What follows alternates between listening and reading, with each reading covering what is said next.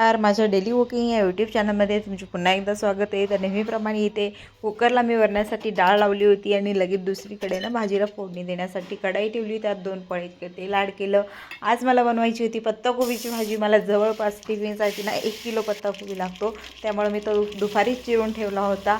भाजीच्या फोडणीसाठी जिरे, मोहरी, कढीपत्ता आणि हिरवी मिरची लसणाचं वाटण जे ना ते मी केलं होतं आणि ते छान तेलामध्ये परतून घेतलं. त्यात थोडीशी हळद घातली, हळद मिक्स केली आणि बारीक चिरलेला जो पत्ताकोबी तो छान धुवून कढईत टाकला. हा पत्ताकोबी मी तो फक्त वाफेवर शिजून घेत असते. आता हे छान मी मिक्स करून घेते. सगळं मिक्स करून झाल्याच्या नंतर आता या चवीनुसार मीठ ॲड करल. परत एकदा हे मीठ जे आहे ते मिक्स करून घेणार. मी पत्ताकोबीच्या भाजी जे आहे ना पाणी ॲड करत नाही, फक्त वाफेवरच ही पत्ताकोबी शिजते. त्यामुळे मला जवळपास 1 किलो पत्ताकोबी लागतो सर्व टिफिनसाठी. भरपूर अशी कोथिंबीर घातली. परत एकदा कोथिंबीर पण मिक्स करून घेते. आता माझी पत्ताकोबी ती शिजत राहील. डाळ तिकडे माझी शिजली होती, तो गॅस मी बंद केला. डाळचे कुकरही थंड झालं होतं. लगेच आता मी ना वरणाला फोडणी देणार. नेहमीप्रमाणे वरणाच्या फोडणीसाठी जिरे, मोहरी, कढीपत्ता, लसूण, कोथिंबीर अशी साधी फोडणी मी वरणाला दिली. आता तुम्ही बघू शकता, एकीकडे माझी भाजी शिजत होती, एकीकडे माझे वरणही उकळणार होतं. वरणाला इथे माझी फोडणी देऊन झाली. चवीनुसार मीठ ॲड केलं. परत एकदा हलवून दिलं. ओट्यावरचा सगळा पसारा मी उचलून घेतला.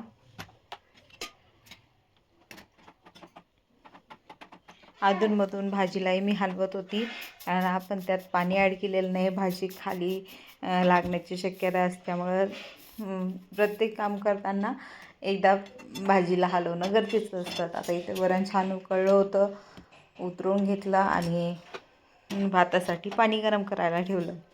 तांदूळही माझे निवडून झाले होते.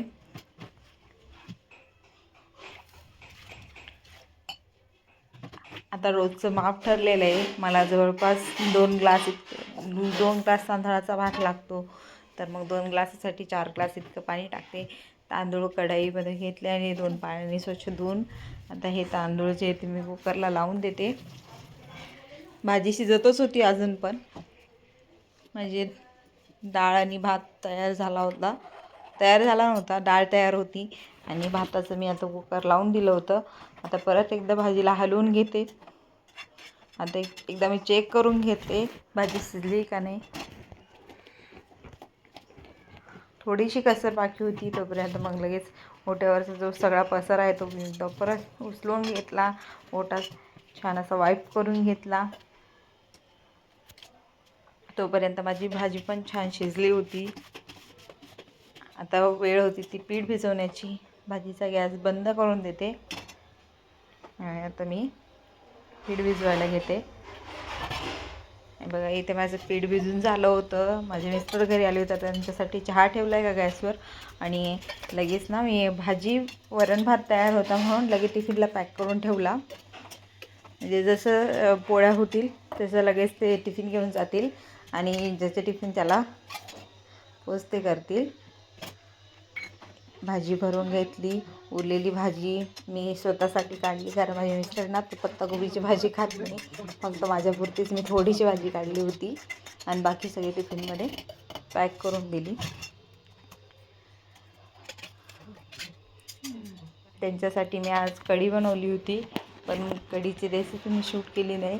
नेक्स्ट टाईम कधीतरी तुम्हाला एकदा दाखवेल मी कढी कशी बनवते ते. भाजी पॅक झाली. वरण पण मी सगळ्या डब्यामध्ये भरून घेत होती. वरण मी ना रोज म्हणजे घरच्यांसाठी वरण भात करत नाही. म्हणजे आम्हाला रोज कंटाळा येतो रोज वरण भात खाण्याचा.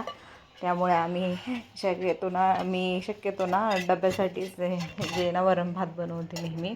घरी मी कधीतरी हप्त्यातून एखाद्या वेळेस घरच्यांसाठी वरण भात बनवते, नाहीतर रोज आम्ही वरण भात खात नाही. तर तसंच मी इथे सगळं वरण जे डब्यात पॅक करून दिलं. भात पण आता हा डब्यापुरताच होता, म्हणजे जेवढे माझे टिफिन आहेत तेवढ्यापुरता. सगळं वरण भात भाजीपोळी पॅक करून स्वयंपाकाचे भांडे जे ते रिकामे झाले होते. आता पटापट जे सगळे रिकामे झालेले भांडे ते मी घासून घेते. ओटा परत एकदा स्वच्छ करून घेणार आणि नंतर मग पोळ्यांची मी सुरुवात करणार. कारण पोळ्यांना खूप म्हणजे खूप जास्त प्रमाणात पोळ्या करायच्या असतात. रेग्युलर घरच्यासाठी करतो त्याच्यापेक्षा एका टिफिनमध्ये 4 म्हटल्यावर आपल्याला 7 टिफिनसाठी जवळपास 28 पोळ्या करायच्या असतात आणि घरच्यांच्या वेगळ्या. तर त्यामुळं पोळ्या झाल्यावर ना उभं राहायची क्षमता राहत नाही. म्हणून जेवढं काम मी पोळ्यांच्या आधी करता येईल ना तेवढं उरकून घेते पटापटा. आता हे माझे भांडे झाले होते, किचन ओटा स्वच्छ करून घेतला आणि पीठ जे ना भिजवून ठेवलेलं ते छान तेलात असं मी मळून घेतलं आणि मला जेवढे टिफिनसाठी पोळ्या करायच्या ना तेवढे छान असे एकसारखे मी गोळे तयार करून घेणार पिठाचे. म्हणजे पटापट लाटणं होता माझे पोळ्या. तर तवा गरम करायला ठेवला गॅसवर आणि आता मी या सगळ्या पोळ्या छान करून घेणार. तुम्हाला माझा व्हिडिओ कसा वाटला मला कमेंट करून सांगा. व्हिडिओ आवडल्यास व्हिडिओला लाईक करा, शेअर करा, चॅनलला सबस्क्राईब करा. चला तर मग भेटूया आपण पुढच्या व्हिडिओमध्ये. बघूया पुढचा माझा टिफिनचा मेन्यू काय असणार आहे. आजचा माझा मेन्यू होता वरण भात, पत्ताकोबीची सुक्की भाजी आणि पोळ्या. व्हिडिओ बघितल्याबद्दल धन्यवाद.